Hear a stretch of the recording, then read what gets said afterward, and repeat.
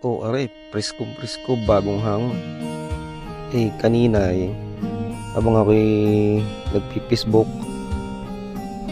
siguro yung mga nakailang ulit na dumaan sa newsfeed ko aring putahe na are. Hindi ako nagdalawang isip. Ginawa ko, lumabas agad ako at ako'y bumili ng mga rekado, kung ano man ang gagamitin sa piyesang to. Ang putaheng are, sadyang madali lang lutuin. Ang problema lang talaga ay may kamahalan ng mga rekado ni Re.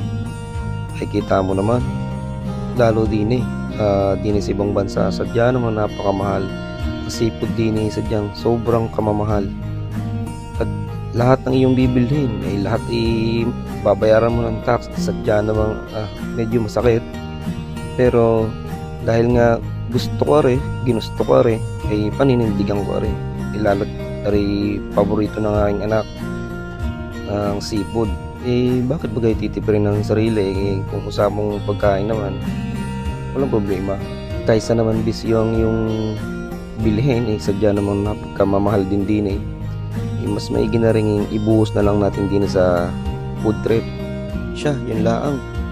Kung ikay natakam sa piyesang are, huwag mong kalimutang mag-like, follow, share na rin ang video to. Salamat.